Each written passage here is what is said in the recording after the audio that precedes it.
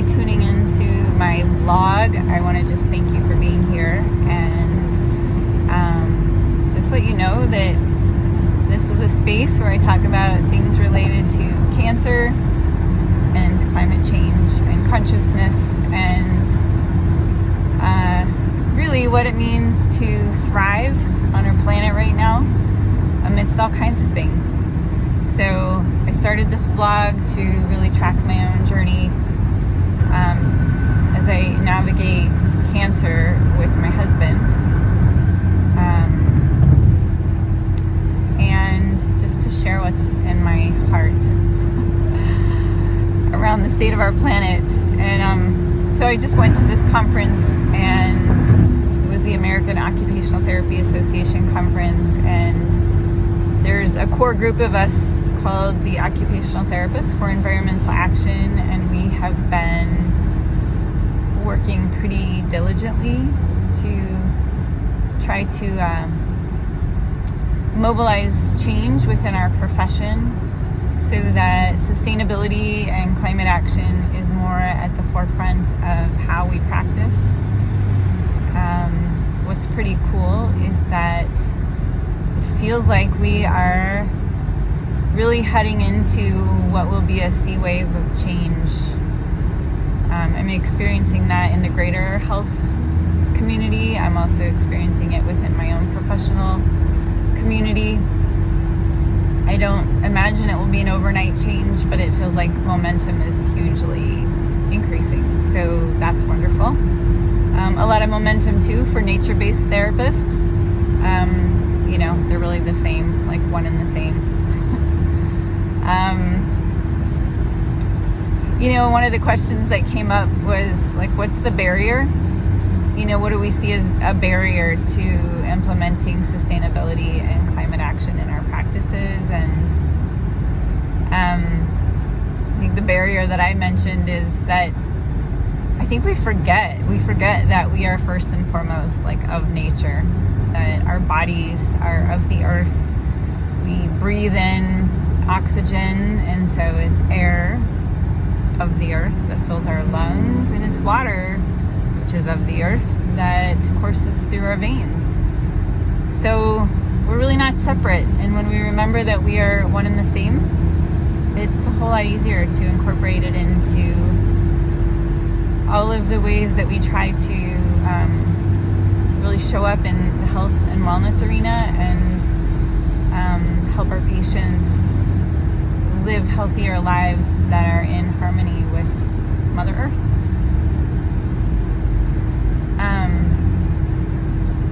Something that's really been weighing on me this past week, and I referenced it I think last week, but it's just really heavy with me, is this whole use of like chemicals and pesticides and herbicides and fungicides. And I've been driving through a lot of farmland, like a lot of farmland. It's all around me, and it's just massively huge fields that go on into infinity that are like combed and raked, and they usually grow one crop, and they spray chemicals to get rid of everything else that might want to grow in that crop and decrease the yields of whatever it is they're trying to grow. But in the meantime, the soil is degrading quickly because of these chemicals, and so is our health. And I'm just feeling for our farmers. I'm feeling for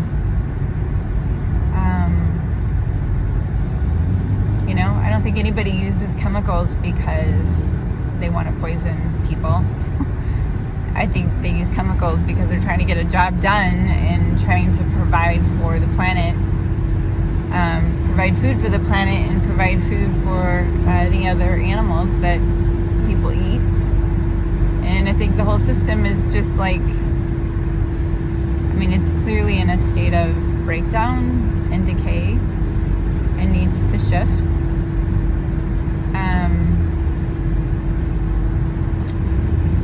But it's it's just weighing on me.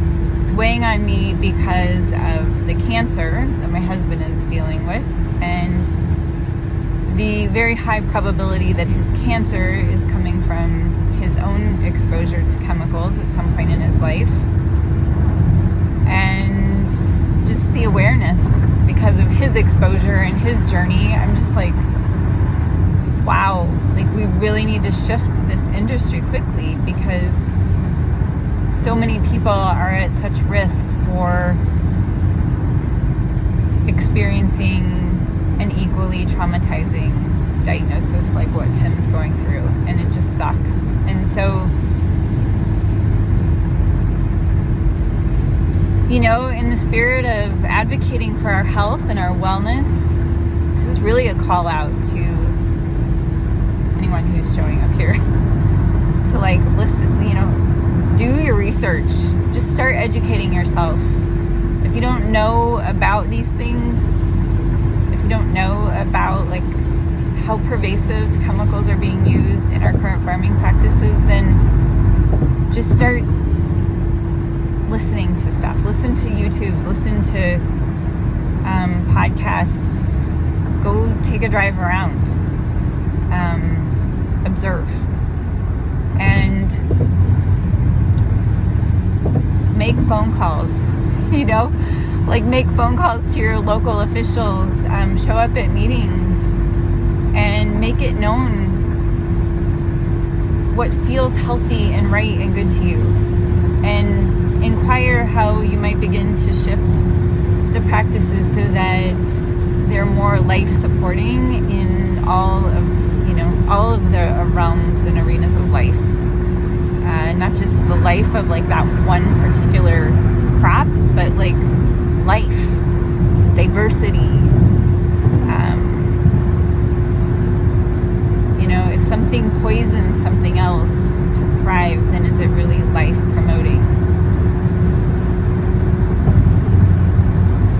And this conversation is really complex.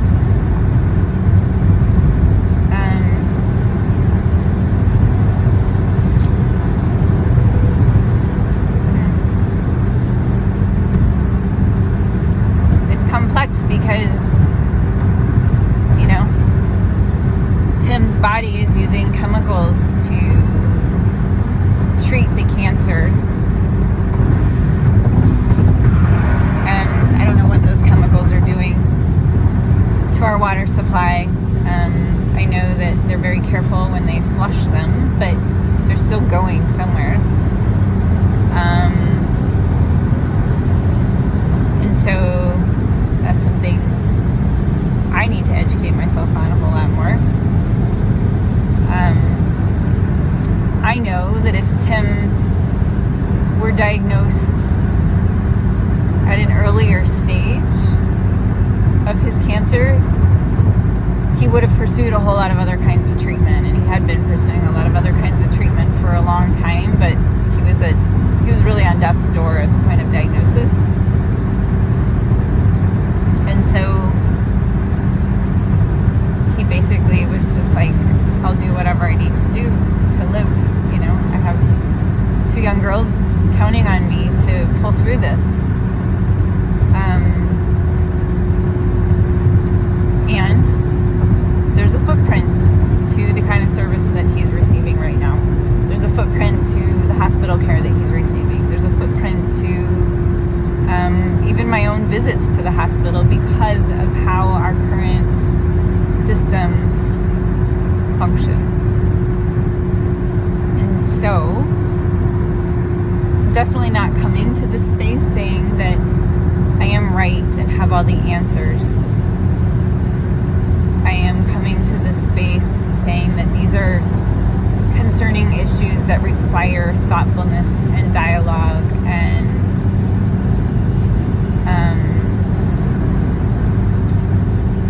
careful contemplation around all of the facets of our health and well-being and all of the systems that we rely upon to survive and thrive.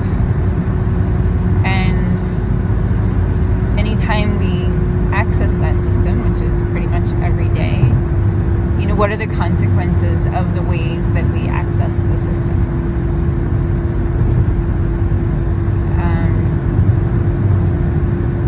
And as I'm driving, I'm getting ready to drive through a corridor that has a lot of windmills, so that's pretty cool.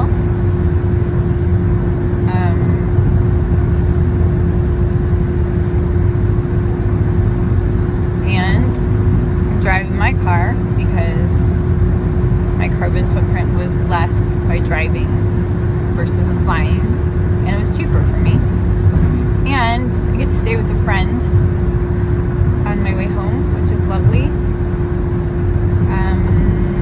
And it's just kind of peaceful to travel like this. So